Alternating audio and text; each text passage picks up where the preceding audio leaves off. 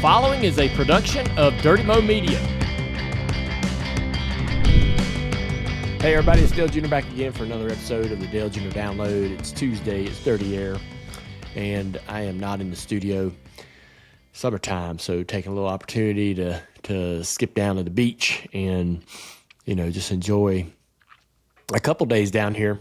It'd be a little bit different than in years past, working every weekend during the summer. So I won't get down here and do a bunch of remote shows at this location. But our remote shows, I think last year we did a ton. I was here for, 8 straight weeks or something like that. But anyhow, TJ's still out, but doing great. He should be back next week. I know everybody's probably worried about where he's been. He had a little medical issue he took care of. Something been bugging him, and he's going to be great. We're looking forward to getting him back. I'm sure he's looking forward to getting back to the racetrack and on top of the spotter stand. And I came out of the Nashville race with a bit of a head cold, so kind of dealing with that. Yesterday was rough. Been taking a bunch of pain medicine and just trying to figure it out, man. You ever Travis is here, so we could talk a little bit. Travis, you ever done that Novage thing? I can't. I've seen it. I can't bring myself to be shooting water at my nose and stuff coming out the other nostril or whatever it is. Or it ain't like that, buddy. Well, what is it? You can barely tell anything's happening. It's got a little reservoir of water on top, and then it cycles that through your nose, and then it fills up this thing on the bottom. But so you can see with your eyes that level of water going down. And so it's going through your nose. I don't know how far up in there it's doing, but I'm going to tell you, man, I got to give him a little credit, man. It's clean you out. Does it? Yeah, it kind of breaks it up a little bit, keeps it from... So I think the worst thing about getting a sinus infection is, so when you blow your nose, a lot of times you'll blow your nose and you'll kind of pinch your nostrils and actually create pressure, back pressure. And so you're kind of blowing your nose, but you're also putting a bunch of that stuff further up in your sinuses, and then that stuff gets real hard, and boy, that's when the headaches get unbearable late in the game. Oh, you get those frontal migraines. And they just kill you. So it's all that goo getting up in there and getting solid, and just becoming difficult, and it's hard for that stuff to kind of come out. But I don't know, man. I use one. Amy and I like that thing. It works pretty good. You gotta get you better. We got 8 more races for you. Yeah, it's odd to get a head cold in the middle of the summer. Usually that's kind of like for me, I get the colds when seasons change. So like when we go into fall, I'll get sick, or when we come out of the winter and go into spring, like that abrupt sort of change. There's always kind of like a lot of, but there seems like there's stuff going around all year now. Well, especially with you got 2 little girls. I know that's true, but I'm down here at the beach, and also down here at the beach is my pickle guy, and so y'all know we talked about these bad boys. So I got me a whole case. I haven't even opened the lid yet. You've made it when you have a pickle guy. I know. Well, you would if Amy were able to be in my body for a day, she'd love opening this jar. Remember she said that all she'd do is open jars? Do you remember that on Bless Your Heart? Yes. What the hell? Hey, that's a struggle sometimes. You got to take like the knife on the butt and hit the jar. You ever do that? Oh, yeah. I take the jar. This is my trick to opening a jar that's a little tough. And so say my hand's the counter. I take the jar and turn and tap. Yep. Turn, tap, tap. Turn, tap, tap. And that just kind of busts that seal loose a little bit. Yeah. I open it up every time. Anyhow, trying to get over this head cold and trying to enjoy a few days here. I guess I should formally issue you a congratulations. Yeah. We don't have to talk about this if you don't want to. Oh, no, I think you beat me in Xbox and NCAA in the ACC championship game. Next year's game's crossplay. I'm sure you're excited about that. You can go back to your PlayStation. I am, but I can't blame that on the reason for me losing, though, unfortunately. Well, the buttons are all a little different. Yeah, but I mean, none of the buttons were the reasons that I lost. Yeah. I got beat by a better team. It would hurt. The Charlotte is a great team. I thought I had a chance. You did. Your running back you had the ball with a tie game. 2 minutes in the third quarter there. No, fourth quarter. Fourth quarter. Yeah. Wow. I'm yeah. ahead, and you got to stop. It was 28-28. Ah, I thought that was the end of the third. No. All right, so our friend Russell is joined us here today, the professor. Russell, appreciate you coming by. You're going to kind of fill in for TJ. You feel okay about that? Yeah, I think I can take his job. No problem. Yeah. So, so Russell, a lot of people might not know who Russell is or what he does, but Russell owns or co-owns Racing Insights, and they are the sort of the stat gurus, the know-it-alls of NASCAR. Like ESPN had Stump the Schwab. That's kind of what these guys are to NASCAR. And they are in the booth with us every week, helping us out to bring great information to the broadcast. So they live this. I mean, I don't know anyone that probably goes over the statistics and the ever-changing evolution of statistics, because drivers, everything as they go through race by race, averages change, everything evolves and changes, drivers progress and regress, and they're on top of all of that. So it's kind of great to have you as part of the show. We're going to have an Allgaier call in, winner of the Xfinity race this past weekend. So we'll have him here in a bit. But Dale, I want to know, you've made complaints about Russell's one sheets and notes and stuff. Are they up to par this year, or where are we at with those? I'll just give Russell a hard time because so I'm going to use this. So for qualifying, for example, I might use this. There'll be a sheet with each driver's name and a little bullet out to the right about that driver.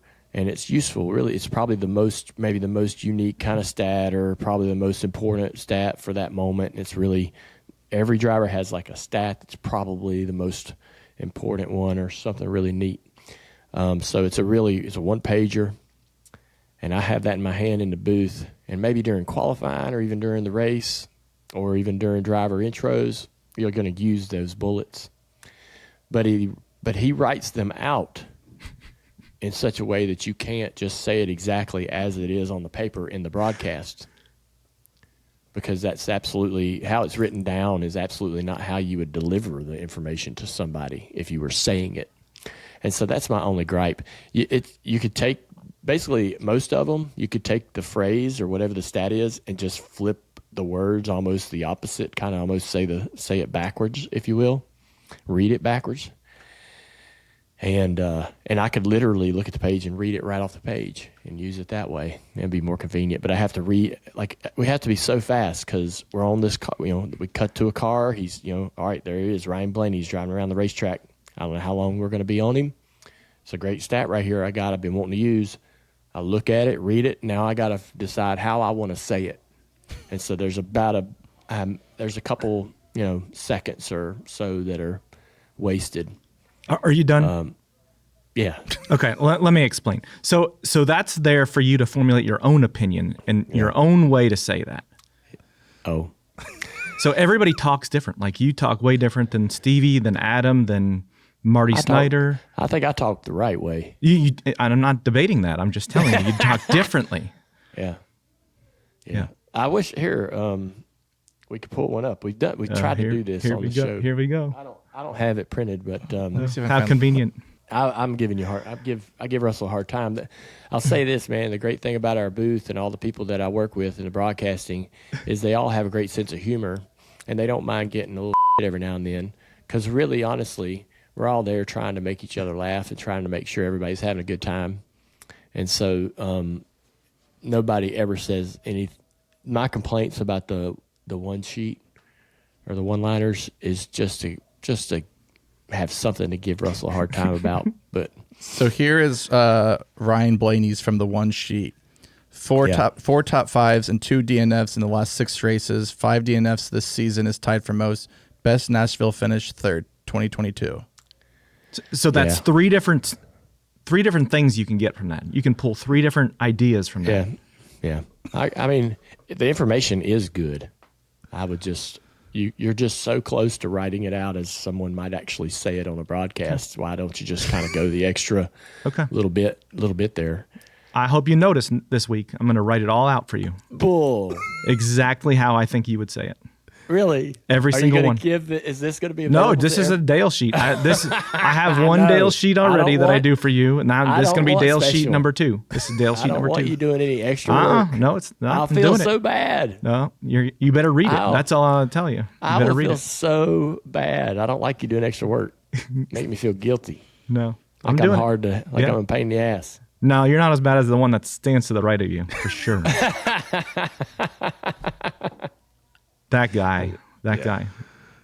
Latart? Yeah. You know how he is. He has a lot to say, so I'm sure he keeps you pretty busy. To say the least. I've talked to him 3 times this morning. Oh, golly. Yeah. Well, we're going to get right into the race, the Cup race. Ryan Blaney was super fast in practice. I told all my friends that I thought he was the guy that's going to win. Used some unique strategy. So last year in the race, guys were pitting around lap 38 in that first stage. There was maybe a little bit more tire fall off, and this particular weekend there was hardly none. Blaney stayed out, continued to run top 10 or top 5 lap times all the way until the point he came to pit road. So he that strategy kind of smoked him. And I mean, his car, the reason why he could do that is because his car was so good. Everyone else didn't have that option because they didn't have that type of long run speed. And so, it was just it's not so much that I'm that impressed with the strategy. He had the best car, just clearly had a very fast car. So he could almost run whatever strategy he wanted. He could dictate the race. That's my opinion. But, yeah, they took 2 tires a couple times to gain the track position, and just tires really didn't matter, which was kind of a surprise to me. They did change the left side tire a little bit. They were expecting it to have a little more wear, a little more grip, but I think that they're so nervous about that asphalt or that concrete. The concrete's brushed, so it's almost like a sandpaper. I think they were just Goodyear so worried about that. Concrete, what happened at Richmond a couple years ago. They just don't want to get a big surprise and the unknown of what might happen if they go there with a softer tire. And so that tire is very conservative. And we had kind of a perfect storm. We raced late into the evening. It was much cooler than it was last year, and a lot of people, our pre-race group, everyone was predicting that this race would eventually gravitate to the bottom of the racetrack, and that's where everybody would finish the race, and that's what happened. And that's why nobody moved up to pass or make time, because it was just slower to go that further distance around the racetrack at the end of the night. Two of the things that I wanted to get into real quick is a big deal. Carson Hocevar and Ricky Stenhouse. There's a lot of people with a lot of different opinions about this, and it was even interesting to hear from the team owners at Spire. We had Jeff Dickerson on the Door Bumper Clear yesterday, and he took somewhat of a similar opinion that I had, that Carson could have avoided it and not wrecked Ricky. That doesn't mean that Ricky was completely clean or absolved of any fault. I don't really know whose fault it was for them. Was Ricky coming down? Does Carson feel like that he had the spot or he had the lane, and Ricky comes down? In a way, it's a bit similar to the 20 and the 43, Erik Jones and C. Bell, and I want to talk about that one as well. They're similar, but a little different as well. Carson, I even said it in a clip on Dirty Mo Media. I think that the guy reminds me of like a 1979 Dale Earnhardt, 1980 Dale Earnhardt. Fast, not scared to use a front bumper, doesn't care if somebody gets mad about it, and on the verge of becoming a star. That's exactly how I saw Dad around that time frame in his career. Off the track, what they like to do on Monday, Tuesday, and Wednesday, they could be completely different people. But on the racetrack, that's what I see out of Carson. And I say that to maybe encourage Carson to continue what he's doing, because Dale Earnhardt ended up becoming a 7-time champion. And that aggressive style was something that endeared him to a lot of people. And you can see that a lot of people enjoy that as well out of Carson. All right. So I don't know who was wrong about that thing down in turn 3 between Ricky and Carson, but I do know Carson had time to save Ricky's ass there and not wreck him. The other thing too is Ricky, you got the stats, Russell, on Ricky's performance this year in terms of just how he compares to the rest of the field in speed, pit crew, passing, defense, all those things. He's way down the list. Yeah, way down the list. But his finishes are good, like compared to that. Yeah. Yeah. So Ricky is doing a lot with a lot less.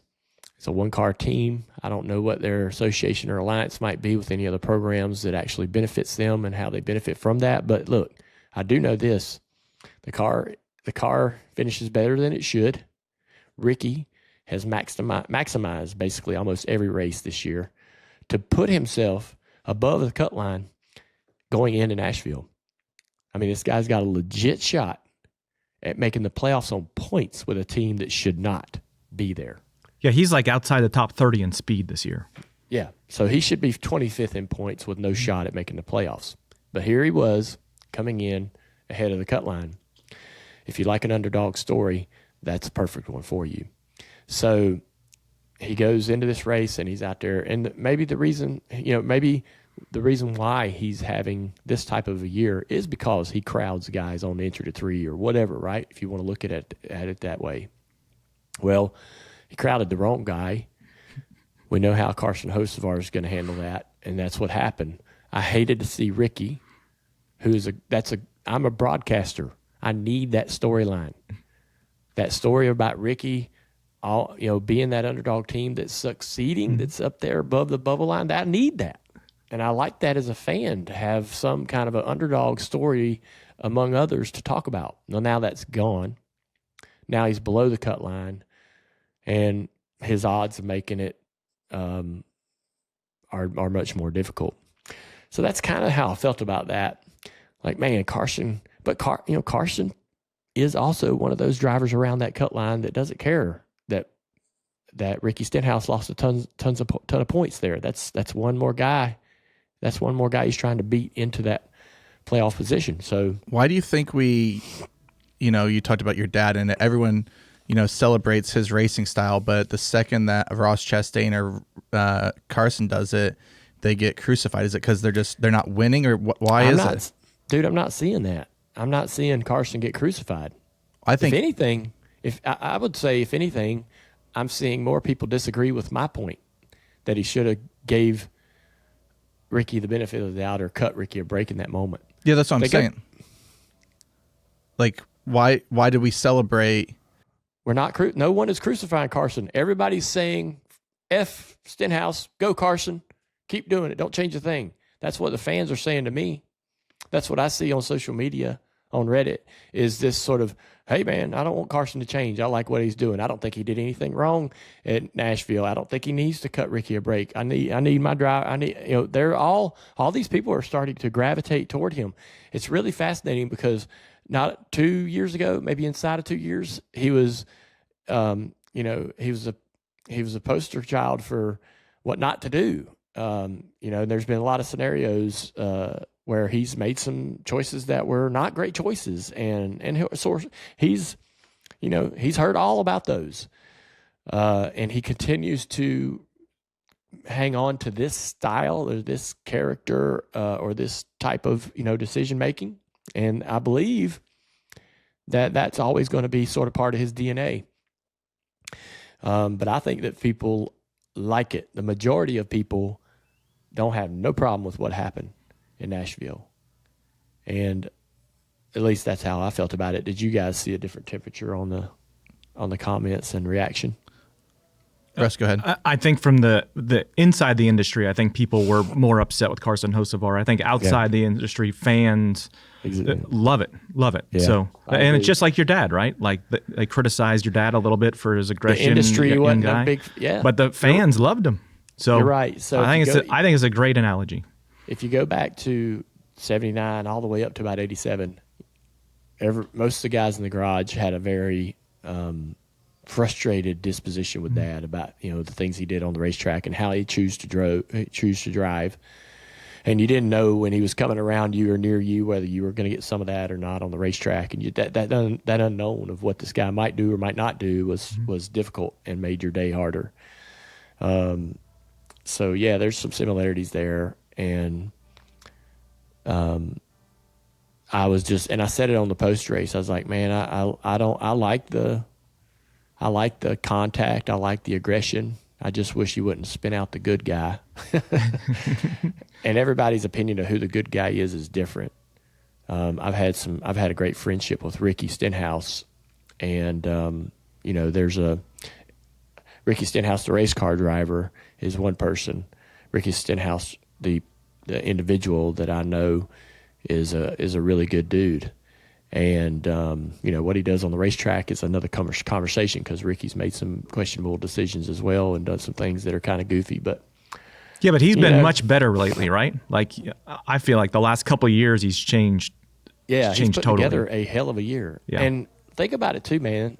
The things that Ricky has done on the track, I mean, he's having to overdrive the shit out of that thing to get anything out of it. He's probably racing harder than anyone else on the racetrack. And if you took it over an average, what he's having to do to try to get something out of that program he's with is pretty impressive. So I think we just kind of got to look at the whole big picture here.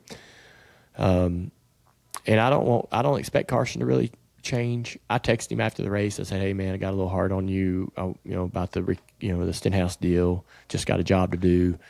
And I've decided in this go round with my broadcasting to be more decisive, even if I feel like I'm taking a risk of being wrong. I'm going to try to be more decisive in that moment of saying, I think this, I think that, instead of sort of dancing around the bush, and I love that. I've noticed that too. Well, I think that when I was working with NBC, that was kind of one of the consistent critiques from our bosses was everybody needs to be more decisive and choose what they believe is happening or happened. And so, it's nice to be able to get a lot of looks at a replay, but in that booth during the broadcast, we only get one or two looks at it. We got to make a decision. Who's at fault? What we feel like should have happened or could have happened. And then you go home, you read all the shit everybody else says about it. Not so much critiquing your own opinion, but just you hear all the other opinions, right? Jeff Dickerson had one. Everybody else has got an opinion about it.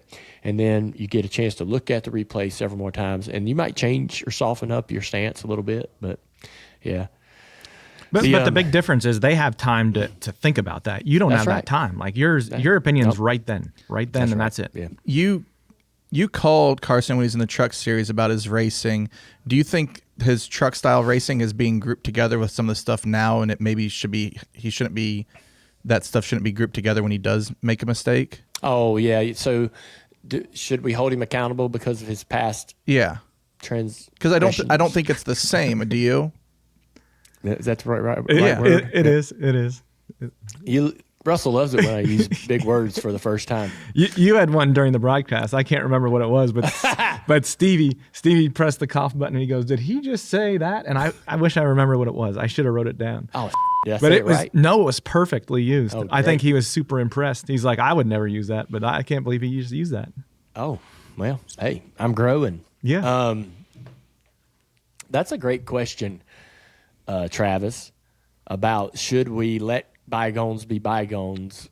I don't think you can, because listen, now you can say, hey, this guy's changed, which I believe he's evolved a little bit.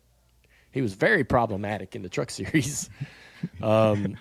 Quite problematic. That's the nicest way I can put it. I think he's improved some. He knows that some of that stuff he's just not going to get away with in the Cup Series. And this car is harder to drive into the back of somebody with it because it needs all that clean air on the nose. But so, but I do think you have to always kind of look at it and say, hey, man, yep, you're still kind of making some of these same errors.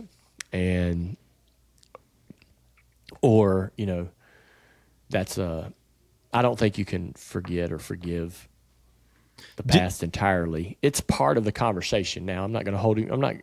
He's served his punishment for those things he's done in the past, but it still has to be talked about when you're discussing what's happening today. So do you think this week is different because he came back to finish second? Like if he would have finished 25th, we'd be having a different conversation. Sure. Yeah. That's the thing. Like, that's where you can feel more comfortable comparing him to Dad because he got the result. He's got the aggression and the results to back it up. What he's done in just the last 2 weeks. But when he got in this car at St. Louis, that Spire car was 25th to 30th, and he got in that car and ran in the top. I think he's running 16th when the brake failed in the turn one. Mm-hmm. I mean, I don't know what everybody else is sitting there thinking, but I'm sitting there going, holy man, he's improved this car by at least 10 positions. And that's very Kurt Busch-like. Carson may be, at least in this short period of time, from what we've seen in the trucks, Xfinity or the Cup car, I think that he does race above the potential of the car all the time. There are very few drivers in the entire history of the sport that do that. The really great drivers take a car that can run second, and they run second, and they might win a few races, but they run where that car should run. That's what great drivers do. There's some that are elite, like a Kurt Busch, that could get in a car and make that car much better than it was capable of running. And just all the time, just faster. Every time you went to a different team, Kurt Busch would make that team better immediately. They'd start running better, and they'd start progressing and getting even better week in and week out until he moved on to a new program. But just, Carson's going to be fun to figure out. It's still kind of the Rubik's Cube that we're not quite finished with yet. And it's looking like we know how to get this thing all lined up, and we can sort of see what we think he might be and become. But the jury's still out on a couple things. But I mean, he is on his way. I told him after the race, I said, "You're going to win a ton of races." I was like, I think the world of you and your talent, but there'll be times in that booth when, I'm just going to have to say, call it like I think I see it. And some drivers do not like that. My buddy Martin Truex Jr. just gets so annoyed with me. I couldn't really tell, though, because he hardly communicated either way. But it was, we would have some conversations. He's like, man, why'd you say that? And I'm like, well, I got to, that's kind of what's happening right now with you. But some guys don't mind it and some guys do. But Carson's response to all of that was, I'm just glad you're talking about me. And I kind of wanted to use that reference that Dad said many years ago. They need to either be cheering you or booing you. Mm-hmm. When you get up there and they don't do anything, you're in big trouble. And so you got to be a driver that's getting a reaction from fans to have real value to the sport and the industry and your partners. I'll be curious to see if Ricky repays the favor at some point, because Denny said it's going to take self-policing that's what's going to have to fix Carson. I love that. This isn't any fun at all if it's all one-sided. And so, we'll pay attention a little bit to what's going on over the next couple of races with Ricky, and how he might make things a little difficult for Carson. It'll be great because in the booth, if you see them next to each other, you're going to show them, and now the fans are going to want to see. Absolutely. And the other thing is they're 18th and 19th in the playoff standings. Yeah. Like 2 points apart. Oh, yeah. And the reason why is because of what happened in Nashville. Mm-hmm. Yeah. So it's real personal now. If I'm Ricky Stenhouse, it's absolutely personal. Because I had, in my eyes, I had really been fortunate. And if Ricky Stenhouse can go forward, and if he doesn't make the playoffs, he can blame it on this moment. And so that's a serious situation for him. So I'm sure he's pretty determined to either get himself into the playoffs or get redemption on the reason or the person that caused him to miss it.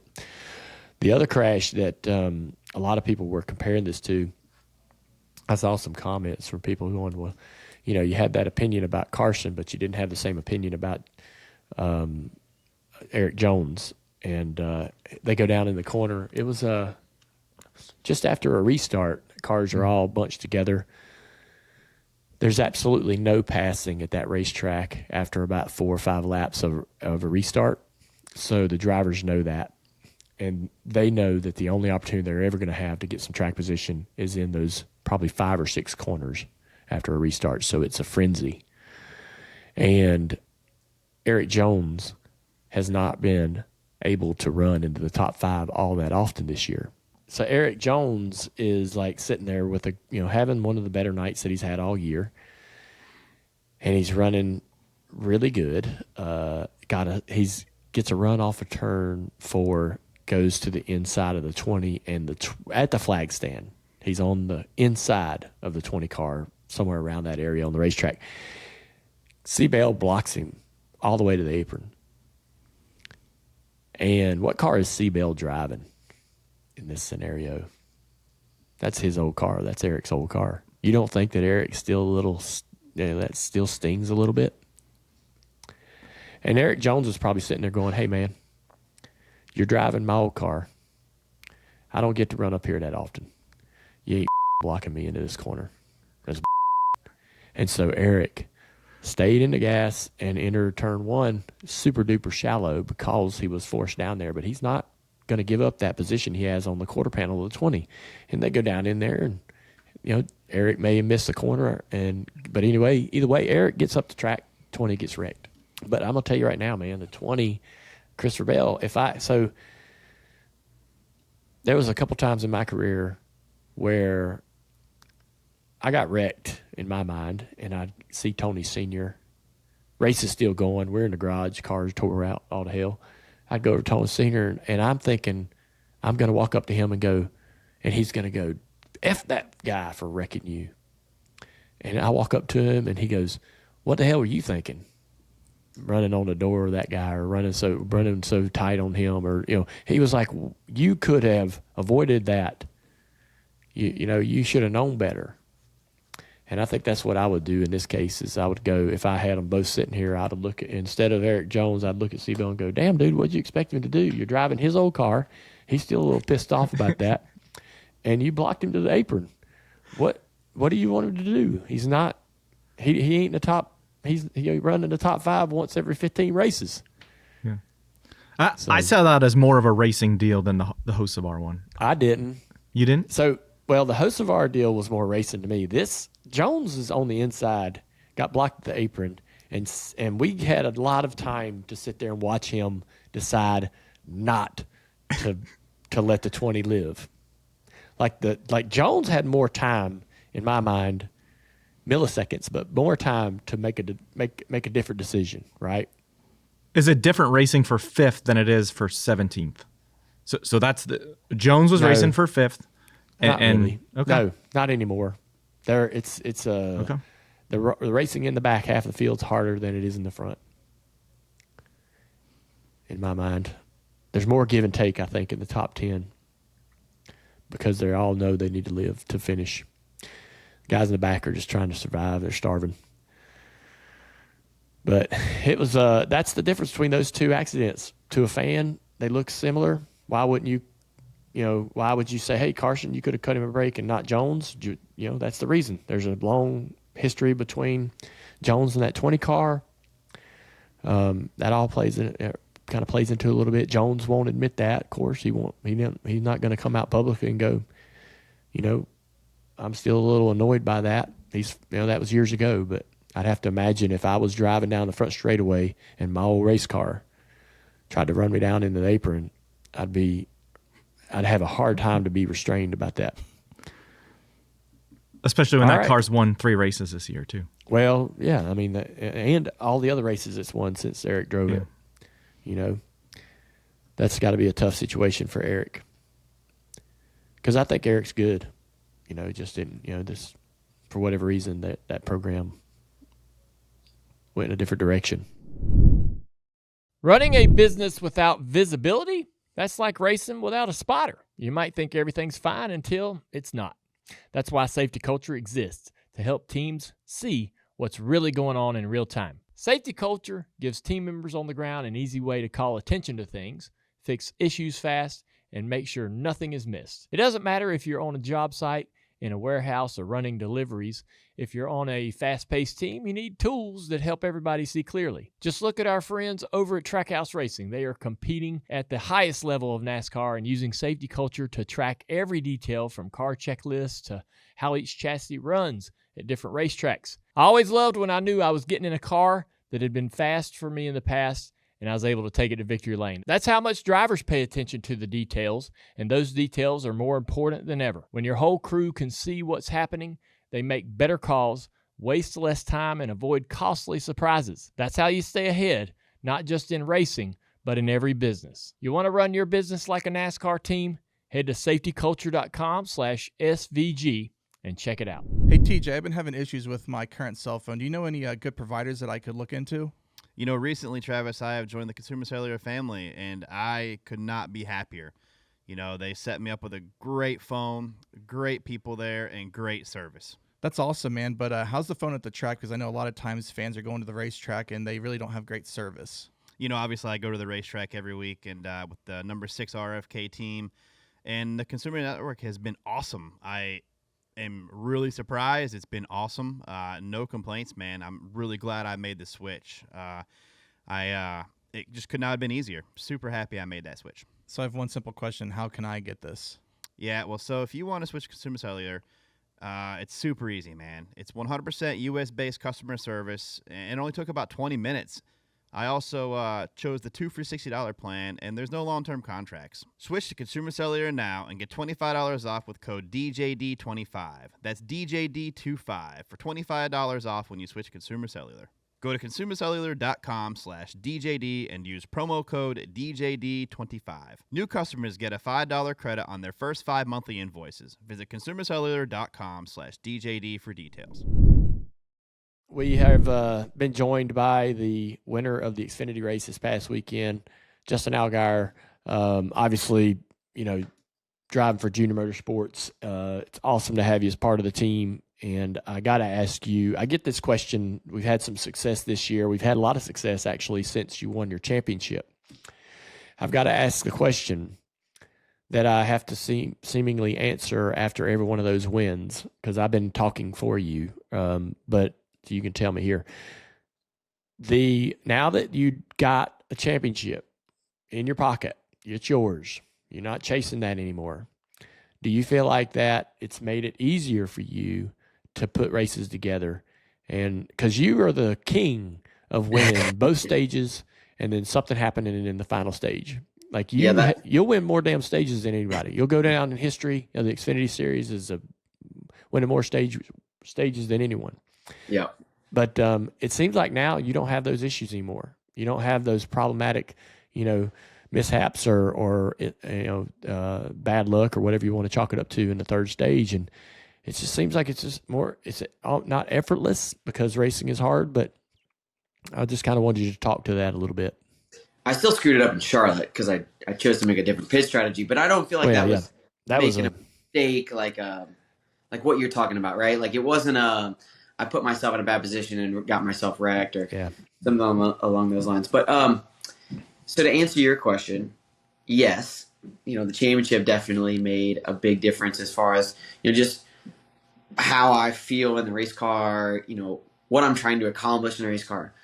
But probably more than anything, the championship race last year, right? Like we're down almost 2 laps, like backs against the wall. You're over it, right? Like I wanted no part of the rest of that race. I just wanted to get out of the car and get to the rental car and get to the airport and just, at that point, Ashley and the kids are there and like they're excited, you got a shot at the championship, and you're like, man, I'm a failure all the way through, right? Like there's nothing about this week that is going right.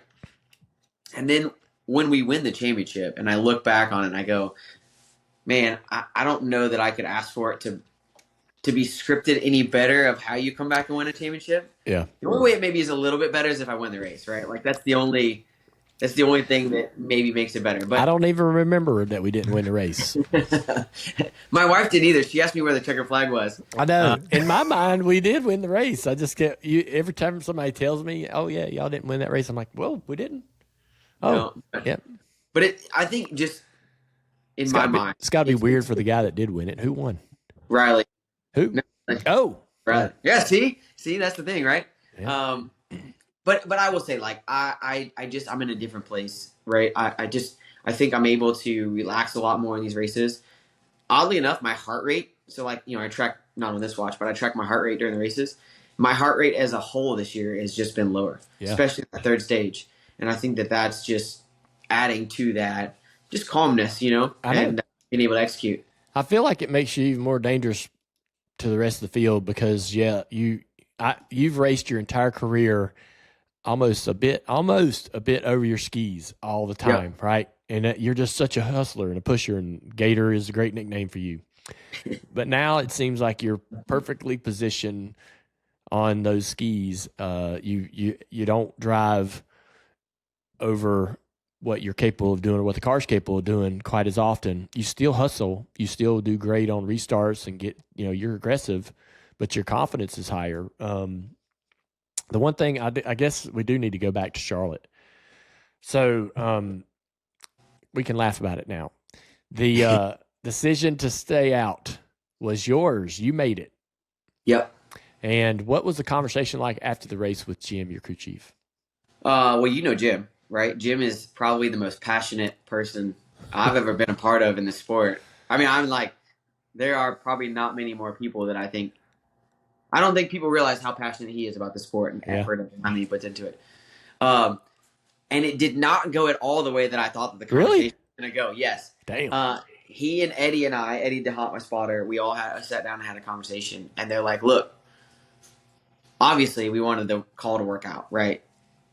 But don't be afraid to make calls or decisions in the driver's seat because you're driving it. You're seeing everything that's going on.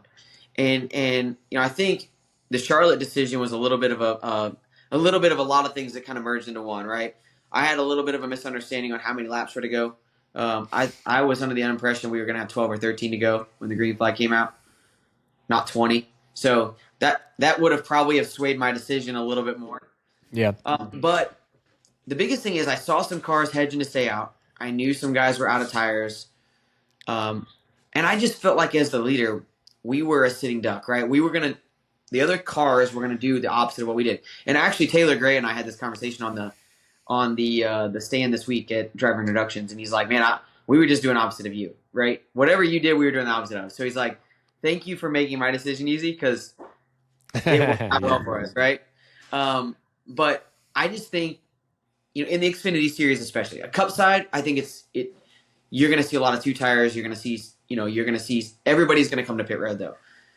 On the Xfinity Series side, I feel like you get a handful of cars that are maybe having a really good day, feel like maybe they can hold off, and net a better finish.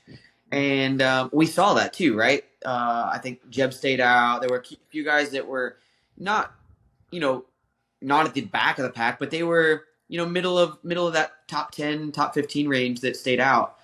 It just wasn't enough, right? If I had a few more and we don't get all those cautions, I think it works. But, I'll own it, right? I think we, as drivers, we all make decisions sometimes and make mistakes that don't work. And that was definitely one of them that I'm going to live with. The negative to that one, though, is it was my daughter's birthday. All she wanted was her ears pierced and a trophy at Charlotte. And I got the ears pierced. My wife got her ears pierced on Friday night. She was ready to go. She was looking pretty with the earrings in for the race on Saturday. And then I didn't get the win. So I kind of failed at dadship there more than I did as a race car driver. Yeah, but you made up for it this past weekend. They were wanting, and you have one guitar, and they were wanting a pair. Yep, so I got one for each. And Harper's favorite color is green. Willow's favorite color is purple. I got a green one from the first time we went there and a purple one from this time, so win-win. Yeah, that's awesome, man. Well, what's the gut feeling as the season rolls on toward the playoffs? Where do you guys need to get better, and what are you looking forward to? You got Mexico coming up, a bunch of different things happening throughout the year. Yeah, I'm looking forward to the summer months. I feel like it's not nearly as hot as what we're used to at this time of the year. You jinxed And it. yeah, I know. I feel like that's where we've been the best. Like as a group, we're the best when tracks are hot and it's slick and guys are falling out of the seat.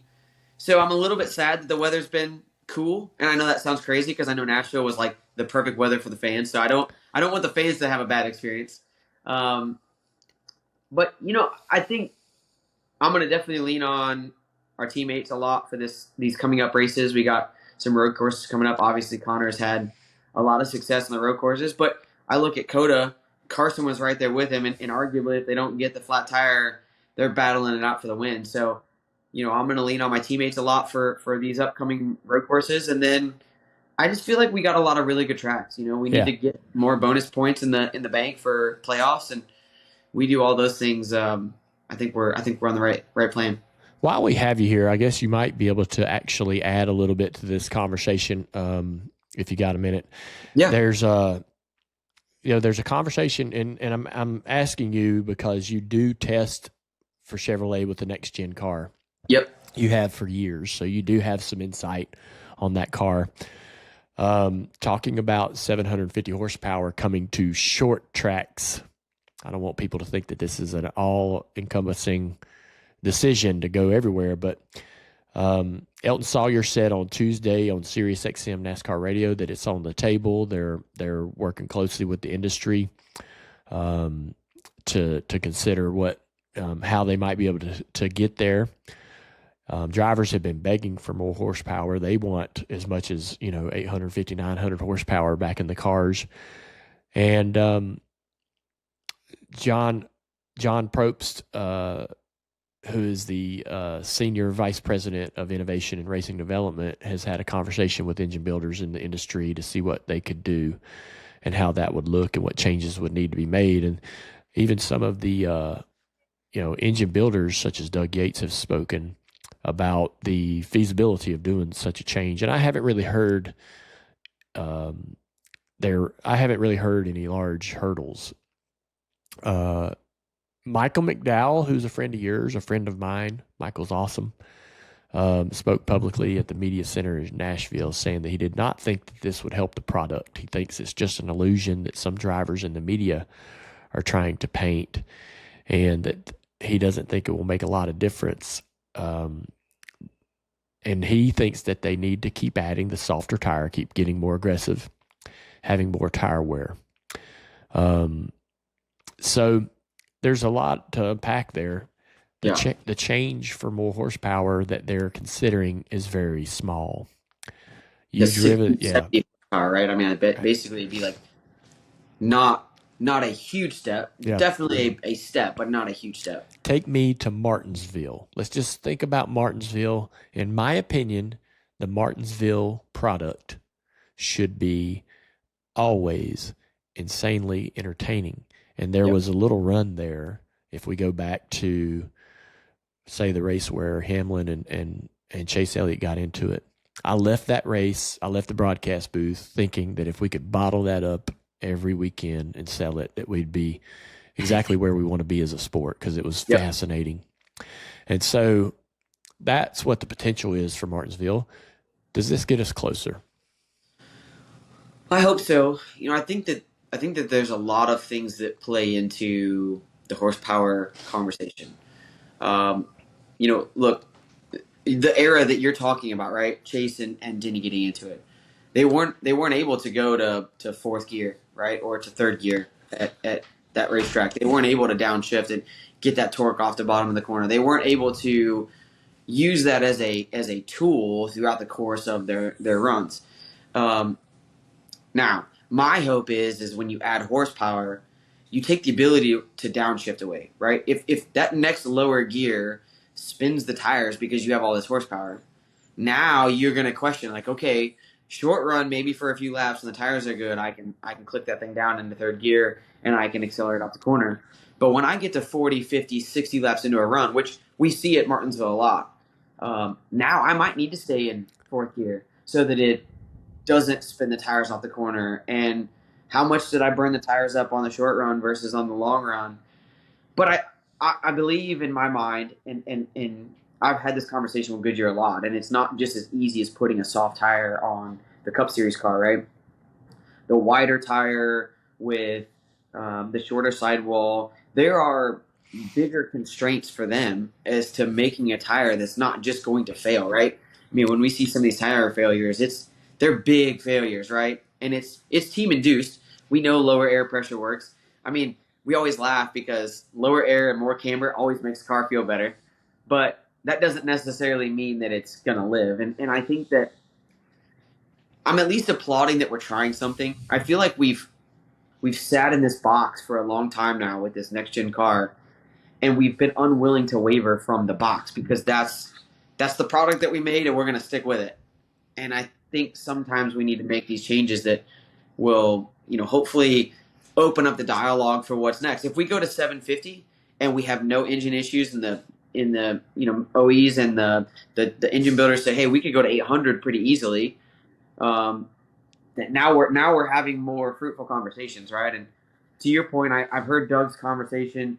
Scotty Maxim was on Sirius from Hendrick Engine Shop, and he said the same, right? 750 is no issue. We can do this, and it's not going to be a problem. So I'm all for it. As a driver, I'm secretly hoping that 750 trickles over to the Xfinity side as well. So, like I'm kind of begging for it as well. But either way, it's going to be great for the sport, I think. And yeah, would I like to see 900? Yes, I would. But at this point, the cars are too good, the drivers are too good, and the teams are too good to not make some kind of a change to try to make the racing better. Because if you don't change it, it's just going to degrade over time more and more because the teams are just going to figure out how to capitalize on it. Yeah, I think that's a lot of great information there. I think that Michael McDowell is correct in that horsepower isn't what's wrong with this race car. Right. And this is a very small change, and it might visually look exactly the same as what we see today in terms of if we just go to Martinsville and do this. And I know there's a couple of the short tracks, but let's just focus on one thing, right? It may be very marginal what this does, but here's what horsepower I know can do. All right. It'll be a little tougher on the tires. Yep. There's a hope that would make things a little more difficult for the drivers. To your point, maybe be able to, have a little bit more of an opportunity to get to work around each other and get up underneath each other off the corner, stuff like that. If somebody's struggling, it'll lengthen the braking zone a little bit. Yep. So you'll be going a little bit faster at the end of the straightaway. You need to brake a little sooner, longer braking zone. This car's brakes and this tire and the contact patch have really shortened up the braking zone. So a driver's ability to attack another driver and do something creative on the entry of the corner is gone. And so I just feel like that for the short track racing, it's worth the gamble or worth the risk to make the change. Well, I'm gonna inverse you a little bit. Let's go to Phoenix, right? Like let's take the opposite end of the short track spectrum and go to Phoenix. Think about all the things you just said, right? Longer braking zones at Phoenix, tire spin off of the corners at Phoenix. I think it elevates a track like that more than it does Martinsville, which is interesting because you would think adding horsepower, a place like Martinsville is going to be the place it is going to fix first. Yeah, and I almost think it's going to be the other way. I think we're going to steadily have to back it down, over, the bigger the short track is, the more it's going to affect it and back down. But one other thing to add to your point here, you just brought up a good point that I thought about. Think about when you started your NASCAR journey. You had to save brakes. If you just max braked every time you got into the corner, about lap 75, the rotors were glowing, and you were like, I got no brakes. Brake pedal, right? The body. If you run right in the guy in front of you and plow on the back of him, the fenders are all smashed in it, and you got nothing, right? You're just hanging on. We don't have any of that now. There is no fall off. The parts are efficient. Like, there's no way to the only way you got to be able to pass a guy is to run into them, and then you don't damage your car. So as long as you don't wreck them, it's fair play, right? Yeah. I feel like that, the change in horsepower would be minimal. It would make some small differences that maybe the optics won't look really that different, but the drivers will have probably a more entertaining experience in the car. And I don't think it's going to hurt anything at all to do it. Yeah. So it's definitely worth the risk, man. Hey, appreciate you giving us a little extra time today. I have one question for Justin. We saw him get out of the Hellman's car through the roof hatch. Not a week after Dale says if you get out of the roof hatch, he assumes you're cheating. Yep. Did you know that he said that, Justin? Are you trolling him? I did not, and the best part was I've been getting out of the roof for like the last 3 or 4 years. And Dale sent the clip from the podcast to Jim Pullman and I, and I don't remember. Jim said something back, and I was like, "Man, I've been getting out," and he said, "I said what I said," and I just laughed, right? Yeah. I don't know that you could cheat up an Xfinity Series. Oh, hey, let's just stop right there. No, I really don't. I don't think you could. I mean, no, the way sir. the way that they have them now on the Xfinity. I'm gonna tell you, there's ways to cheat up anything. Well, I don't. We are not. I can assure you. I agree. Hey, I don't think you. Anytime anybody comes out the roof hatch, and I will fine tune it a little bit, particularly at a speedway. Yes. Okay, I'll give you that one. I'll give you Speedway. I get pretty. But if I win a Speedway this year, I'm gonna have to change my celebration. So please don't come out of the roof at Talladega. If I win on a Daytona. Speedway, I will not come out of the roof. But I might have to call you out. My response as to why I get out of the roof is because my old knees. It's way easier to go straight up and down than it is to stand on the door top. I wouldn't even know how to open one of them damn things up. They're so easy now. Literally, you just grab the front little latch and it just pops right straight up. Spring loaded? It's spring loaded. I'll be damned. So, I mean, you're good to go. Cheaters. Cheaters. I'm suspicious. Even of us. All right, well, then I'm going to go win a race and not get out of the roof hatch and be like, I told you, Dale, we weren't cheating. Do it. All right. All right, buddy. I appreciate you coming on today. Thanks a lot. Thank you, guys. Appreciate it. Yep. You know that feeling you get when you're watching drivers fight it out on the racetrack, giving it everything they've got for the checkered flag? Well, you can capture that feeling forever with cars from Lionel Racing, the official diecast of NASCAR. The ultimate way to celebrate the biggest moments in racing. These diecasts aren't toys, they're authentic, high-quality replicas of your favorite rides from the sport's biggest stars, including myself and the guys on my race team. Whether you're a longtime collector or a fan who's new to the sport, Lionel Racing diecasts bring the heart of racing to your shelf or man cave with incredible detail. They're built with precision, with all the exact decals, logos, and paint schemes you've seen on the actual cars. And trust me, these cars make you feel like you're right there in the middle of it. So head to LionelRacing.com, your favorite racing team shop, or any authorized retailer, and start building your collection today. And don't forget, you can find a wide selection of diecasts at the Lionel stores in Concord Mills near Charlotte Motor Speedway and Opry Mills in Nashville. So do we want to talk about the Jim France Spire situation? Let's do it. Apparently, France was set to financially support an entry to be operated by Spire Motorsports. I think there needs to be a separation of church and state. Well, the Junior Motorsports owns a car that's in the car store, and I own half of the part of the car store. So does Kevin. At what level is it okay? And what level is it not okay? I guess at the highest level, like, I could understand your point that Jim France or NASCAR shouldn't be involved in owning a car that's competing. Like we're seeing this over in IndyCar, the issues that they're dealing with. Well, I would think that Jim France, so this all probably came, think about this too. This all was big, this idea of Jim France getting Spire to do this deal so he could run this driver. All of this has been probably worked on for a month, 2 months, maybe more. And so they were probably planning this, maybe they saw what went down at Indy and had second thoughts. I'm certain that they saw what went down at Indy and thought, let's rethink this. Should we do this? Should we not?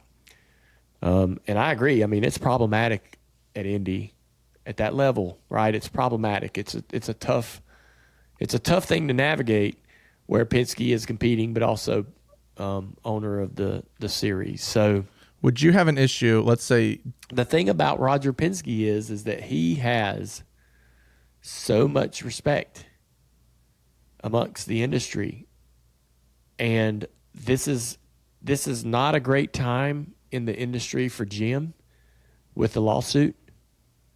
Let me ask you this: is this a problem for the sport at all, or is this an issue if everybody, the industry leaders and the charter owners, all thought everything was going perfectly? Would they mind then if Jim ran an open car with this guy through Spire? Probably not. Probably not. And I think that's why Roger Penske's been able to get to this point at least without issue. Now Indy, they've at the 500 they had a lot of problems, and now it doesn't look like it's such a now it's created a lot of tough conversations for that. But I think also for the Toyota and Ford teams, you had NASCAR team up with Hendrick and Chevy for the Garage 56 project. Yeah. And now you have him doing this. And so Toyota and Ford are probably going, what the hell? Oh, yeah. I mean, Toyota and Ford are always going to be looking for something to complain about. But they probably would have done the deal had he gone to them too. So it's, but yeah, they should have. Yeah. Do you think they were going to, so you're telling me that, I guess what you're saying to me is that if Jim France had went to another Toyota team or another Ford team, they would have accepted that opportunity? Yeah, if he'd gone to Legacy probably would have said yes. Why are they complaining? Because it's not for them. So you can. I'm not saying they're right or wrong, but I'm just... Yeah. I don't know. I mean, I think it's kind of... I wouldn't necessarily think it's a good thing to... I think that's the type of thing for me that needs to be grandfathered in. That's one of those things. It's kind of like the 4 charters versus teams now can only have 3. Had Jim France and his family owned cars for all of these decades of NASCAR, then it would you grandfather that in, and then if that ever ended, we would just be done with it. But at this point, it just doesn't seem like it's very productive to do it now. And Jim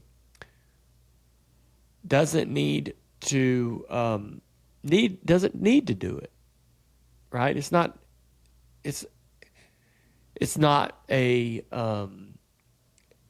like a viable business proposition or opportunity that I think that's necessary for him as a businessman to do it, right? It's like, here's this fun thing on the side. We'll get my guy. He'll race. He's awesome. I like him. He's in my IMSA car. This is cool. It's kind of one of them fun things that you kind of want to do with your buddies. But it's not necessary because dude owns the sport. So what he could have done was shield his involvement. He could have still got Jack Aikens in the Spire car, still got him on the racetrack at Sonoma, and shielded his involvement or even his connection to Jack and the partners that would support this program.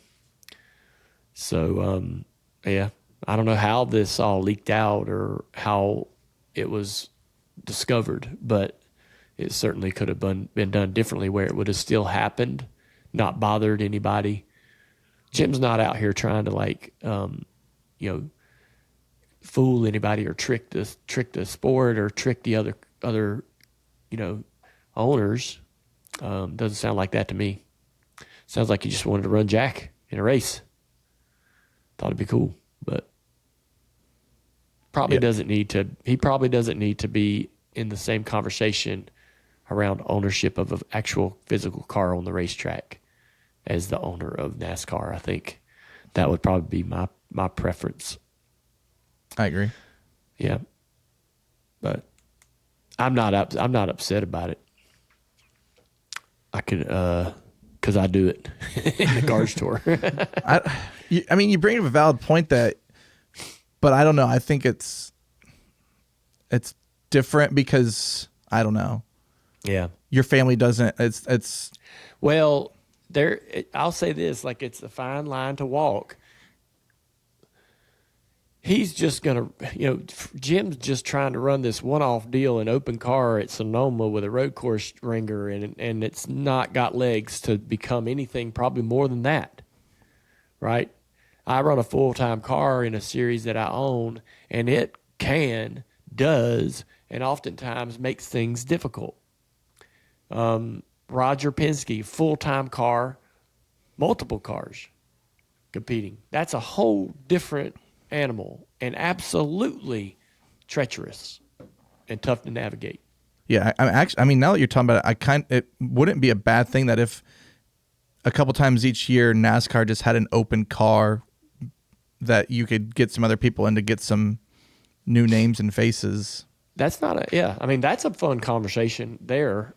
Just as long as there's no nefarious reasoning behind it, right? The France family could say, hey, this year we're racing with Legacy and we're racing with Spire, and the next year, and so we're getting these new young faces in that we want to see them in NASCAR. There's a big difference, I think, between the France family owning a charter and them just fielding a car every now and then for a cool, kind of a cool connection. Promotion for the sport. Yeah. I mean, dude, series owners, promoters, they've been doing this forever. Humpy Wheeler, how many times has he put people in cars throughout the 70s and 80s at Charlotte to drum up support? And he's the one out there finding the partner, the sponsor to send to Will. He gets the sponsor, calls Will Cronkite, says, Will, buy this car. I got the money. Will buys the car, and poof, now Will's going to have a race team on the racetrack. I mean, that, to me, is kind of somewhat similar to what a promoter does. And Jim, as the owner of NASCAR, has promoter tendencies. As the owner of IMSA, has promoter tendencies. He's trying to do everything he can to make the sport better. And maybe that was his idea, to try to cross-pollinate between the two, right? How to get IMSA and NASCAR a pop. So I don't really see it like as him trying to do anything egregious or wrong.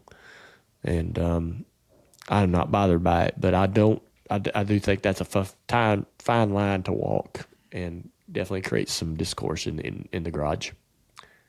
Would that be correct? I agree with you. And if the lawsuit wasn't underway, it would probably be even less. Yeah. I think it's different because it's through Spire. Like, it's not like it's their own team. Yeah. All right. So the Cars Tour had a great weekend at Langley this past Saturday night. Chase Burroughs is going to get the victory in he's a weekly racer up at Langley. Not a consistent weekly racer or a full-time racer with the Cars Tour.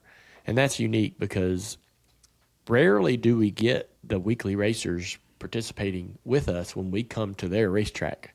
We encourage that. We want that. And when they beat us, it's actually a good thing, I think, for our series. So I was happy to see that outcome. If our car can't be successful, there's always good outcomes. And Chase Burrow getting the victory, he had a strong car. We had a little bit of a fight, Connor Jones and Parker Eatman, after the race. I think Connor's probably going to get a little monetary fine and a probation. Connor's had some mix-ups over the past several years. Had a little truck thing at Homestead, and several altercations or arguments in short track racing. And I hope to have a conversation with him. He's a heck of a little driver. Just needs to try to control himself outside the race car and inside the car at times. But he's been doing better. He's gotten some support around some people in the industry that have tried to help him kind of control those decisions. But it's still a little work to do. But pretty exciting race for us. We're going to Dominion. I think it's the 14th of June, so we got a week off. Then we go to Dominion for another race, and the series is doing great. Also, on the West Coast, the Cars Tour had a big race at Kern County. And Kevin and Keelan Harvick raced against each other, and Keelan come out on top in that victory. Kevin got wiped out in a crash, but Kevin is doing some really great stuff with that western portion of the Cars Tour. A lot of growth in the Cars Tour, a lot of great conversations being had, some new announcements coming down the line. But so far, it's been a solid season for us as a business. Let's get some Ask Junior going. Hey, it's Dale Jr. Did you know that we've got brand new merch from our Stars, Stripes, and Beers collection available now? We've got tanks, tees, beach towels, and more just in time for summer. Check it all out at shop.dirtymomedia.com. Hey, NASCAR fans. Booming speeds when you see it at Xfinity Wi-Fi. There's booming speeds like the roar of a NASCAR engine on race day. It's as fast as a V8 motor and reliable as a great pit crew. Xfinity Wi-Fi gives you the power and speed of NASCAR in your home. Choose the right plan for you, and you're off to the races.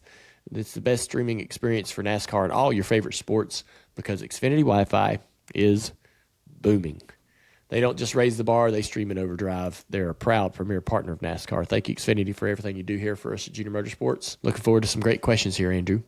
Yes, this first one is coming from Tony on Twitter. How nice is it to not have to wear a tie at the racetrack? I got good at tying them, so I was kind of sad that we stopped wearing them. What? Yeah. I know. I mean, look, 5-6 years ago, I didn't want to wear no tie, but then once you learn how to tie one and you got all these cool colors and stuff, I don't know, it was kind of a fun form of expression. I'm all right with it, though. We're definitely more casual, and I think we're going to continue that going into the TNT portion of the broadcast over the next handful of races. So I'm not complaining at all. I'm glad we don't have to wear sports coats. Those are uncomfortable. I don't like sports coats. They're uncomfortable. They're heavy, thick, especially during the summer. I don't find them comfortable at all. So if I get a sports coat that's comfortable, it looks like because it's too big or I'm wearing it too big. So I'm like a 40, 42 regular, and they're all up in your pits. Just not comfortable. Are you into like ties as much as like your sock game? Like, is that something like you've got a big collection? I got to pick it up on the socks, man. Oh, really? Yeah. You've been slacking. My sock game hasn't changed in the last 5 years, so it might be time for like a sock audit. I talked about this on Bless Your Heart. I did a sock audit on the ankle sock, right? Got rid of all the stuff I had, brought in all new stuff off of Amazon. So it might be time for a sock audit on the long stuff, the dress sock. For the live fans, we've got Russell here today. Russell, where are you on socks? I'm a pretty basic sock guy. More of like an athletic sock guy. How long do you wear your socks for? Like, how many wears do you get out of them? We talked about that. I don't really have a number. I just keep wearing them till they look like they need to go in the trash. Letarte tries to tell us he does like three wears and throws them away. He told me he doesn't wear the same pair twice. He does. He That's totally does. Crazy. Yeah. So 3 wears and he throws them away. Yeah, that's what he says. Like the cheap ankle socks, that you buy in bulk. Yeah, that's possible because they kind of wear out, and I wear them outside. I wear them out in the garage or out on the front porch or something, because I know they're just dime a dozen. So I don't mind that, but I hang on to. I could talk in length about socks, to be honest with you, but I don't. Do you have a particular brand? Do you have a particular brand? I don't. No, okay. I don't. I'll say this: when it comes to long dress socks, if it's tough to get over my heel, some of them are kind of small. Mm-hmm. It's like hard to get them on. Right in the freaking trash. Right in the trash. They don't stay. They don't stay in my house. I don't care if they're brand new. I don't care how cool they are, what they got on them. If they don't go on with ease, junk. Get them out of here. Russell, you are obviously like in the booth with Dale, and Dale, Rick Allen was talking on the podcast about a month ago, that you're going to have it different with 3 guys in the booth. Have you noticed it's different interacting with everyone in the booth, just in the immediate one, versus doing like 4 people in 2 booths? It is different. In the other, we used to have 2 and 2. You have a chance to talk to like Dale and Burton back in the days would talk for like a whole segment, and so I could talk to Rick and Steve all about like what we're gonna say next and that kind of thing. But still having 3 people is not a bad thing because you can talk to individuals while the other person's going. It's talent to be able to talk when other people are talking to somebody else, and it does not affect what you're saying. I think that's the hardest thing to do, and people don't understand how hard that is and how talented people are that are on TV. Have you noticed a difference, Dale? Like, is it easier just seeing everyone in front of you, like in the same room? It's more chaotic. It feels like, yeah. It's to Russell's point. So when we were in split booths, each booth would have a little bit of a break here and there, and you'd have a minute to sort of gather your thoughts, maybe prepare like the chain, just sort of take a screenshot of where you're at, where the day is, and maybe what you thought the most important things were at the start of the race, how those have changed, or what's really important now, and to make sure your conversation and the information you're giving the viewer is valuable and dated, right? And so, I don't know, we don't really have that chance now. Now it's like as soon as the green flag drops, man, it's a sprint, but it's a long, you're sprinting at sprinting speed, but you got a long way to go all the way to the finish line. It's fun as hell, though. Most fun thing I've done at the racetrack besides driving a race car. Well, that's good. Sometimes it's funner than driving a race car. Yeah, because you can just enjoy the chaos that's going on in front of you. You don't have to answer anything. Yeah. Okay, we got a question from the YouTube chat. Michael wants to know, I guess this is for both of you guys because you're broadcasting for so long, especially some of these cup races. What are your go-to booth snacks? Well, I eat kind of the same snacks at home, so I bring a couple in my bag. There are snacks in the booth. There's this little trail mix pack. It's about 230 calories. I might have one of those. At the night races, they'll bring a sandwich in there. So like during the 600 and during the Nashville race, I ate a dang sandwich during the broadcast. So you got to do it quick. Like grab a couple bites during each break. And try to have your mouth clean and ready to speak clearly, before you come back on air. But, that was yeah, no, go ahead. Yeah, that's it. I mean, that's pretty much it. I got a couple snacks, and I don't try to get too much into it. Russ, have you made Steve mad with your food orders yet this year? No, but this past weekend he reminded me it was Nashville last year where I added the jelly to the peanut butter sandwiches. So, yeah, I'm more of a protein bar guy, and cashews kind of thing go to. Interesting. But, yeah. You agree, Dale, or not? No. Cashews, man. Cashews are interesting. You don't like cashews? I like not so much a cashew guy. I've really? Always I like the other kind. What pistachios? Pistachios, yeah. I like those. What's the difference? Is that a dumb question? Yeah. Oh, there's at least one of those. I had to get it out of the way. This next question coming from our good friend Bozy on Twitter. What would it take to see you hop in a car at the Rolex 24 again?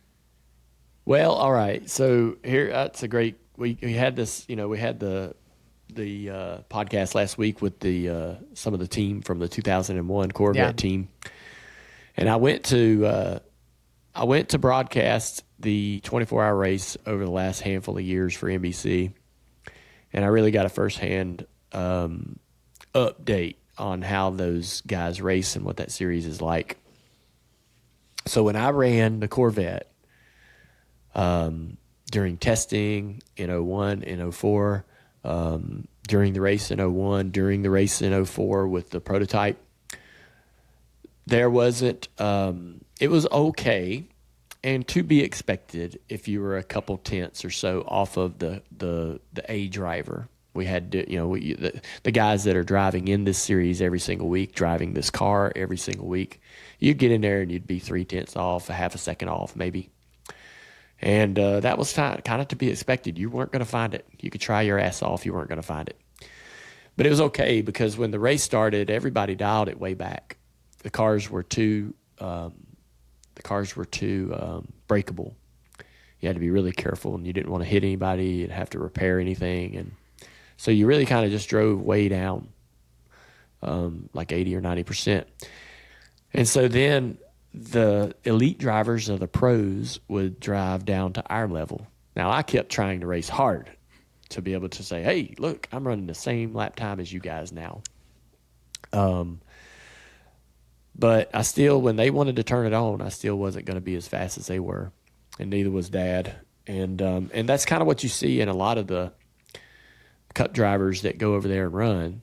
They're good, and there's guys that get really close, but they're just a touch off of like the best drivers in the field. Well, now those cars are much tougher. The drivers have all gotten better. They gotten smarter. They got more tools, and every car has elite drivers in it. There's some pro-am guys. There's some rich CEOs out there, but there's mostly really, really, really fast drivers, and they run that entire 24-hour race like they're qualifying. It's like insane. They just push, and so I wouldn't see myself at this age as a very valuable part of any kind of a combination of drivers to be able to go out there and compete. It's fun as hell, but you're going to find my ass probably at a 24-hour Lemons before I go back to Daytona and run that race. That's kind of my speed these days. The Lemons, remind me what those are. Those are like just the... You got a car that I think you got a limit of what you can spend on it. Everybody's out there to have fun. Yeah. You're going to be fixing this thing a lot more than you're actually going to be driving it. Is this the one where you can like trick the car up to like design it and make it look like whatever you want? There's a creative element. Yeah, okay. People do. But like all us sitting right here, us four could go race and have a great time. Well, let's do it. There was one of those races at the Roval during COVID when we were broadcasting out of the Charlotte booth. And it was insane to watch. Like just all different types of cars, and Letart's could not focus. Like that's why we went back to the racetrack. Wait, hold on. Letart couldn't focus? That's why we went back to the racetrack. That's because a shocker. He watched the whole lemon race instead of doing what he was supposed to do out there. Oh my gosh, I'm stunned. You remember that? Nope. Yeah, I remember the race going on, but I don't remember Steve being. Well, you were in a different booth again, so yeah, that was Yeah. Oh wait, this was during a broadcast? Yes, we were broadcasting from the Charlotte Motor Speedway. Oh right. In COVID times. Well, yeah, that's gotta distract somebody. Good Lord. Welcome to the show. Speaking of distraction, Jesus. Okay, this next question is from Racing with Tim. And he wants to know, did your dad support any professional or college teams? Well, Atlanta Braves, big Atlanta Braves fan, knew a lot of the players, knew Bobby Cox, manager at the time, would text back and forth with them or communicate back and forth with them to the dugout, to the racetrack. He was a massive Atlanta Braves fan. Trying to think otherwise. Not so much. He didn't really have a team in the NFL. I remember when Washington was playing Oakland in the Super Bowl in 1983 or 84, and Washington were the defending champions in the NFL, and Oakland destroyed them. Theismann threw a pick six inside the 15-yard line. Guy just jogged into the end zone. It was Marcus Allen just destroyed Washington. Giant gaps, big runs. It was awful. I cried, I think. And Dad sitting over there cheering like hell. And he didn't even have he started the damn game. We were watching it in the living room together. He wasn't a freaking Oakland Raiders fan. But he thought it was He was just cheering for them because they were winning, I guess. But that pissed me off. College, I can't say that I remember him being particular about a team in college either. Yeah, but he loved the Braves. They were very the team and Dad. They were on top of exactly everything the Braves were doing. He had multiple players that he was friends with. Jody Davis was one of the players that he would hunt with, and that's I think how he became a big fan of the Braves. Jody was a catcher, and Jody would come to the NASCAR races, and I think Jeff Blauser and several other players Dad become friends with over time. That's cool. We're seeing, we asked the chat, who is your favorite sports team? I'm seeing Bills, Commanders, Patriots. So I appreciate everyone chiming in. Yeah, go ahead. Obviously, I'm a big Commanders fan. And in college, Amy's a Wildcat, so she wants me to pull for Kentucky. I haven't really been asked to do a bunch of that, but I know that's always on the table. I pulled for the Gamecocks for years because Spurrier was there. Steve Spurrier, when I was really young, sent me some autographed footballs when he was coaching for Florida, just out of the blue. And I always thought he was cool. Met him a couple times. He's actually been a guest on this show. And we went to him down in South Carolina to interview him for a Dale Jr. download. But or it was maybe I was back when I was on XM radio. But either way, so I kind of pulled for anything he did. And so I kind of became a Gamecocks fan there for a while. I still want them to do well.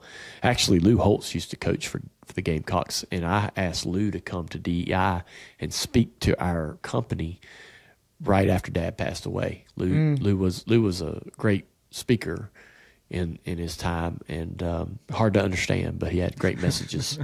But that was a lot of fun. So anyways, I pulled for the Gamecock. We actually had a kid that played running back for the Mooresville Blue Devils, our home team that I went to high school, actually got accepted to South Carolina. And when he was on the field, we were always watching to see what he could do. He rarely played, but it was pretty cool to have somebody from our school playing on the field for the Gamecocks. So at my core, I am a Tar Heel. No question. Like if you said, "Hey, what's the A team for you?" I'm a North Carolina Tar Heel. I think that everyone, whatever state you're from, it's like an obligation for you to have to pull for that particular team. And I know there's a lot of teams in North Carolina, but no team is like the North Carolina Tar Heels. They are the North Carolina team. All the other ones are like that. They're the B, C, D, but the Tar Heels are it. And the Carolina Blue, man, it's beautiful. Can't be beat. You said that you asked Lou to come speak. So did he end up come speaking? What was it like? I donated some money to his charity. He came to speak to us, told us some great stories. I was just trying to find ways to help us morale-wise go into the next season. I don't remember exactly when he came. It might have been immediately after Dad passed away. Maybe it was in the middle of the season. Maybe it was going into 2002. I can't really remember, but I'd heard somewhere that, something sprung into my mind from something I'd heard about him speaking, and I should get him to come talk to us. And so that was good. That's cool. I like the Braves too, because Dad did. So I'm a Braves fan as well. But that's like the closest team we have here to North Carolina anyways. Yeah.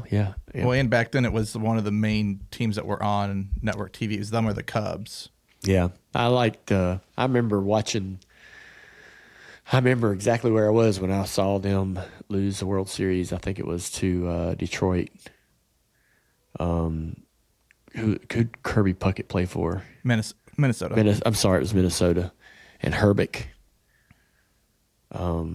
They lost to them, and I remember being at the beach on the North Carolina coast with a friend of mine and watching them lose. We thought for sure they were going to win the series, but yeah, it's been fun being a Braves fan. I'm not Chase Elliott level of Braves fandom, but I know that's a massive deal for him. Yeah, 100%. Well, that is a good place to wrap Ask Junior this week. Well, appreciate it, everybody. Thanks for tuning in. Sorry that I'm under the weather today and not in the studio, but got to be with the family when I can. I'm working this summer, so we won't be down here at the beach doing a bunch of remote shows. I'll be at the studio throughout the summer and back home, but got a chance to skip down here for a couple of days. Thanks to Xfinity for supporting us here at Dirty Mo Media and at the Dale Jr. Download and bringing us the Ask Junior segment every single week. They're a great partner. I'm using all of this technology right here with Xfinity Wi-Fi. I'm a customer and very happy with my service. The speeds are incredible, and their Wi-Fi is fast, and the NASCAR fans, we know what fast is all about, and we want it as good as it could possibly be. And Xfinity Wi-Fi isn't just fast, it's booming. And you can choose the right plan for you, and you're off and running, and you'll have the best streaming experience for NASCAR and all your favorite sports. They don't raise the bar, they stream in overdrive. Xfinity is a proud premier partner of NASCAR, and they may email you out of the blue one day and say, hey, for no extra charge, we're going to bump your speeds up.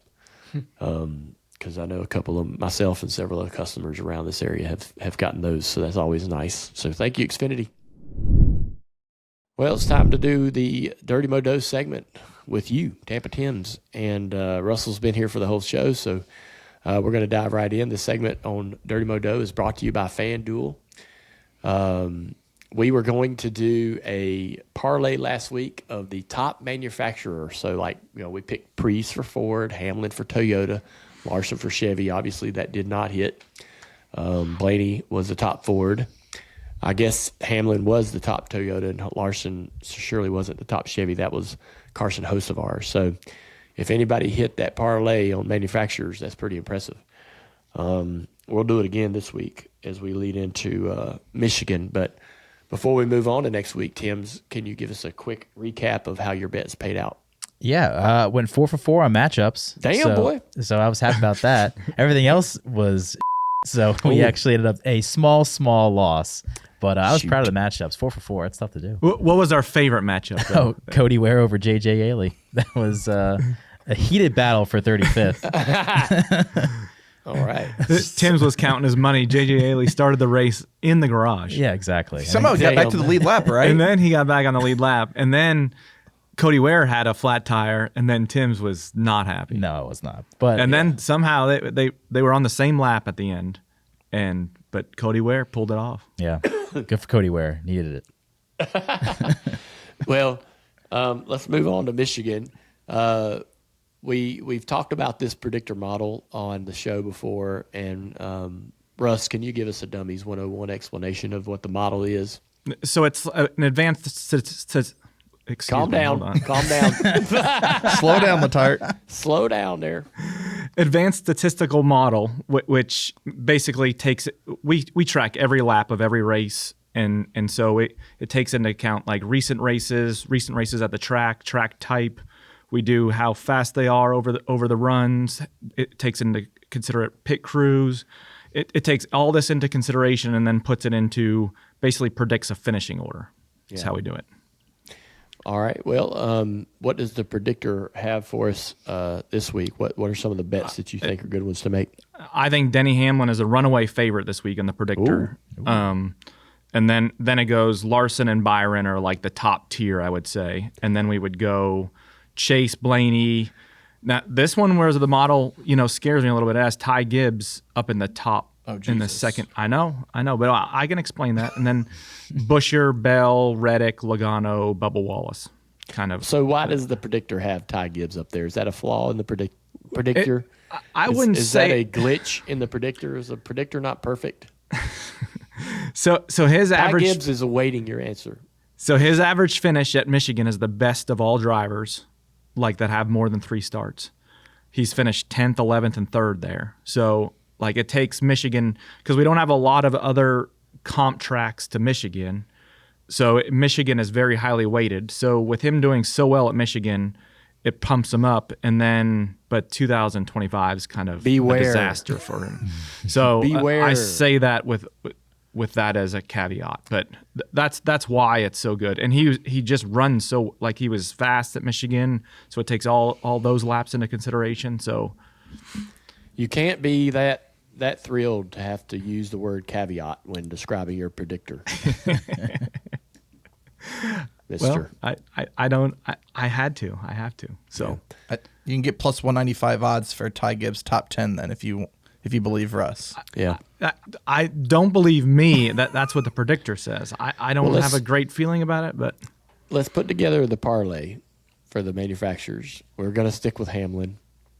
I think we'll go Larson over Byron because Larson's has had past success here, and I just feel like that he's due for a rebound. Now the Ford will be the tough call there.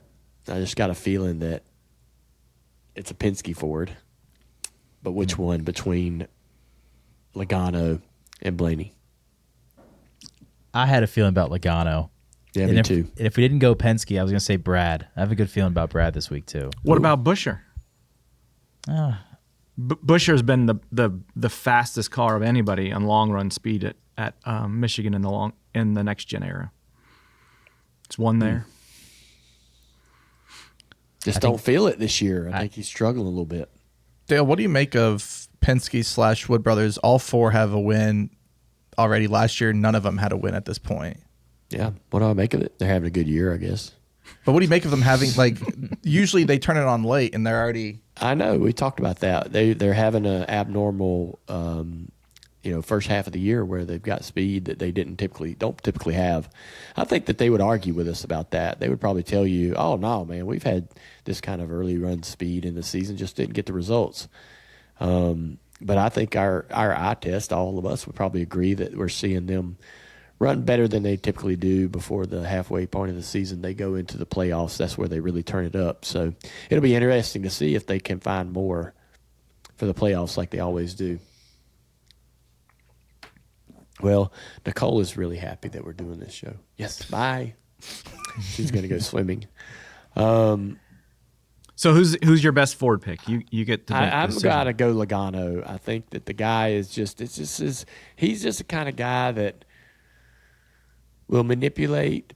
He'll between lane choice, between how you have to race in the restarts through 1 and 2.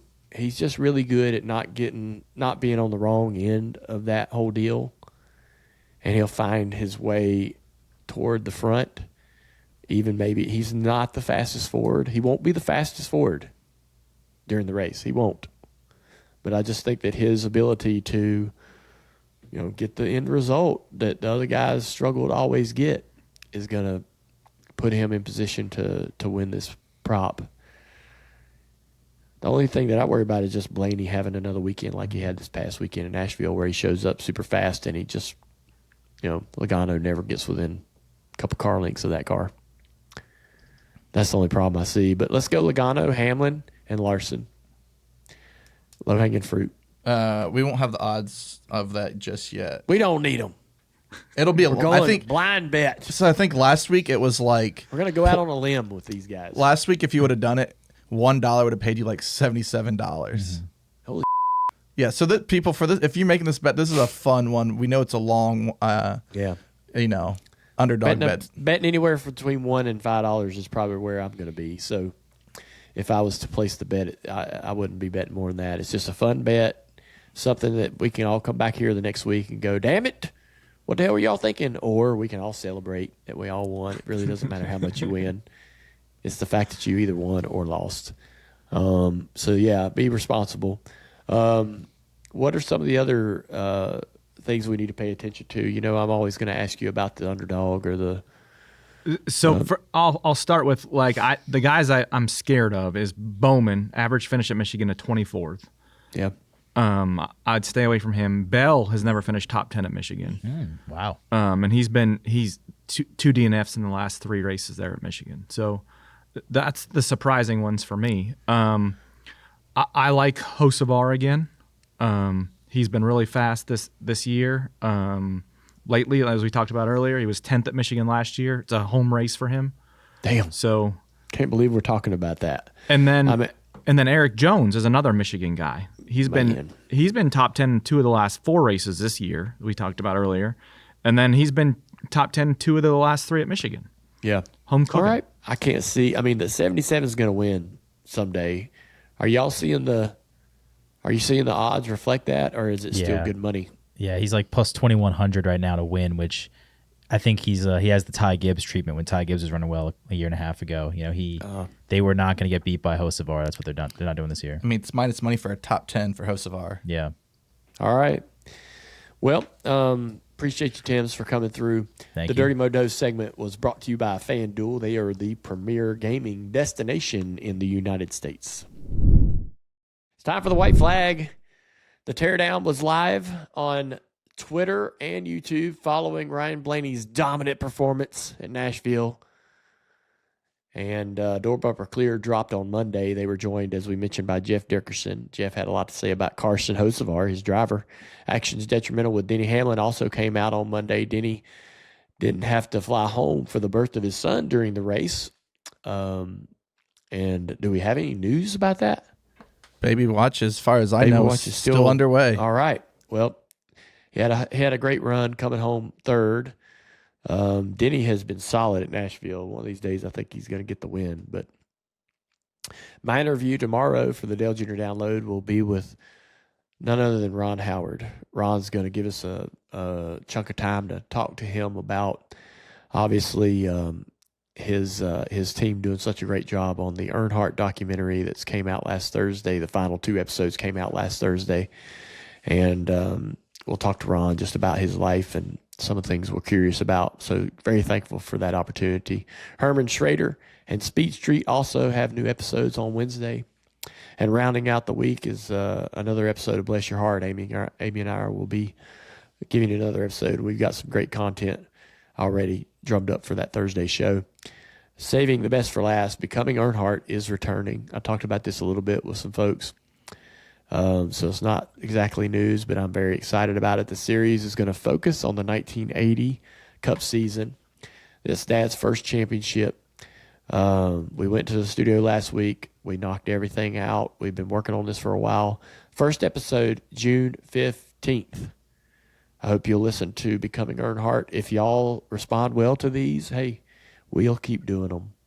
We'll grind through 81, 82, 83. We'll just have a blast. I'm looking forward to it just because after watching the documentary and the first episode really diving into how his career started, so now getting a more in-depth look on just that season.